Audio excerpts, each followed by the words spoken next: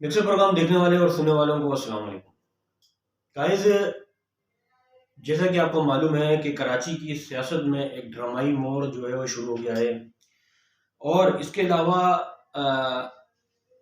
कल और परसों के दिन में देखा गया है कि कराची के मुख्तलिफ इलाकों में जैसे लांडी, कुरंगी, नाजमाबाद, नॉर्थ कराची और बहुत सारे मुख्तलिफ इलाके ऐसे हैं, जैसे अल्लाह का भला करे मुका चौक का एरिया हो गया। बहुत सारे कराची के ऐसे इलाके हैं जहाँ पर बानी एमक्यूएम अल्ताफ हुसैन के नाम की वॉल चेकिंग की गई है। और वॉल चेकिंग में ये लिखा गया है कि अल्ताफ हुसैन को हक दिया जाए, और बहुत सारी जो है वजूहात में जो है बातें लिखी गई हैं। इसके अलावा बहुत सारे इलाकों में जैसे लांडी हो गया, कुरंगी हो गया, शाह फैसल कॉलोनी का इलाका हो गया, वहाँ पर बानी एमक्यूएम अल्ताफ हुसैन के हक में जो है और उसके नाम पे जो है बाकायदा बैनर्स जो है वो आवेदा किए गए हैं।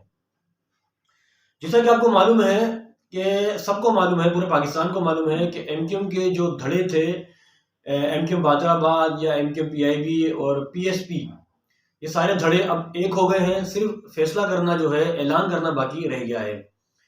और इसके ऊपर अब किसका हाथ है, सब जानते हैं किसका हाथ है।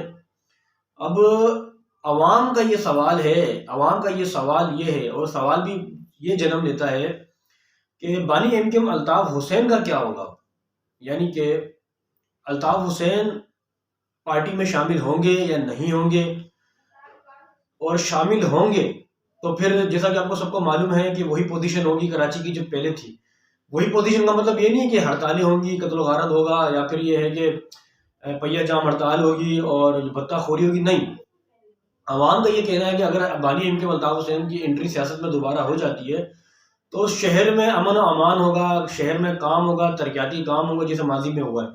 तो वो अब इस तरह नहीं करेंगे। जैसा कि आपको मालूम है कि माजी में अल्ताफ हुसैन ने माफ़ी भी मांगी थी इस्टेब्लिशमेंट से और अदालत से, लेकिन अभी तक खातिर ख्वाह कोई इसका जवाब नहीं आया।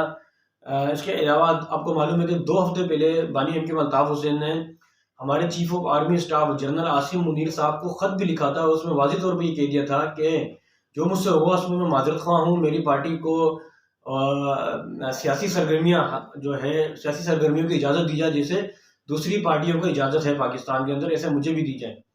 मुझ पर पाबंदी जो है वो तकरीबन 6 साल से है, जो अभी तक हटाई नहीं गई। तो 6 महीने की पाबंदी लगाई थी लाहौर हाई कोर्ट ने।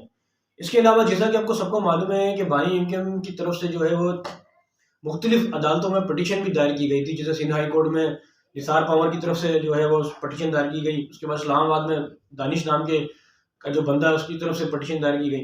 लेकिन खातिर ख्वाह अभी तक इसका कोई जवाब नहीं आया। कोई खातिर ख्वाह आवाम को ये बताया नहीं गया कि इसका क्या बनेगा।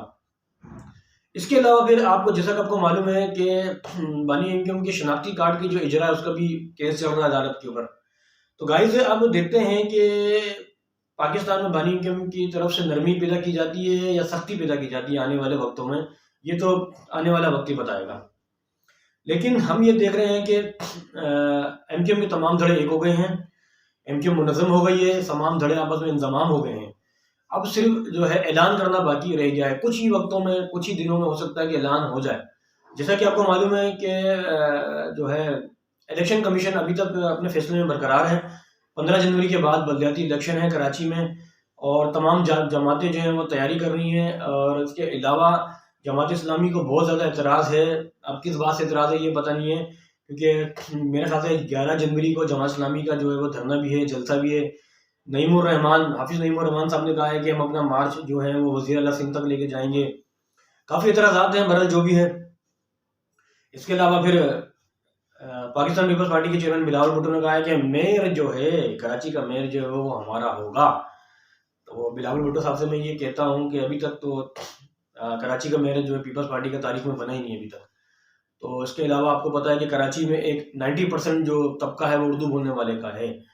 अगर उर्दू बोलने वालों के आपने अगर दिल जीत लिए हैं तो हो सकता है मेयर बन जाए, क्योंकि मैंने तो नहीं देखा कि 6 सालों में अभी तक सिंध गवर्नमेंट की तरफ से कराची में कोई काम हुआ हो, कोई बड़ा काम हुआ। अभी तक तो खैर नहीं हुआ। तो ये तवक्को रखना मेरे ख्याल से बेकार है। तो गाइज, अब आपसे मैं ये सवाल करता हूँ कि बानी एमक्यूएम को माइनस करके क्या एमक्यूएम दोबारा से वो मैंडेट हासिल कर लेगी? क्या माजी में जिस तरह एमक्यूएम कराची में इलेक्शन में जो है विन करती थी, 17 सीटें लेती थी, कि अब आम इंतखाबात में इस तरह ले पाएगी बानी एम के अल्ताफ हुसैन के बगैर? अब आपको कमेंट बॉक्स में मुझे ये बताना है। तो गाइज इस वीडियो बनाने का मकसद आज सिर्फ यही था, कि कराची की सियासत में उतार चढ़ाव बहुत ज़्यादा बढ़ गया है, गर्म लोहा गर्म है, चोट मारने की सिर्फ देर है। डॉक्टर फारूक सत्तार भी शामिल हो चुके हैं, मुस्तफ़ा कमाल भी शामिल हो चुके हैं, सारे फैसले हो चुके हैं और तरतीब भी दी जा चुकी है कि कन्वीनर जो है वो डॉक्टर खालिद महमूद सिद्दीकी रहेंगे, नायब कन्वीनर जो है वो डिप्टी कन्वीनर जो डॉक्टर फारूक सत्तार होंगे, तंजीमी मामला जो हैं वो अनीस कायम खानी संभालेंगे और इसके बाद बड़े अहदे में भी जो है वो मुस्तफ़ा कमाल साहब होंगे। हो सकता है कि अगर एमक्यूएम कराची में जीत जाती है तो मेयर जो है दोबारा से मुस्तफ़ा कमाल को बना दें, एक चांस हो सकता है कि फिर दोबारा दे दें, कि हो सकता है कि जीत जाए एमक्यूएम। अब इसके अलावा पाकिस्तान तहरीक इंसाफ का मैंडेट भी कराची में बहुत ज्यादा है।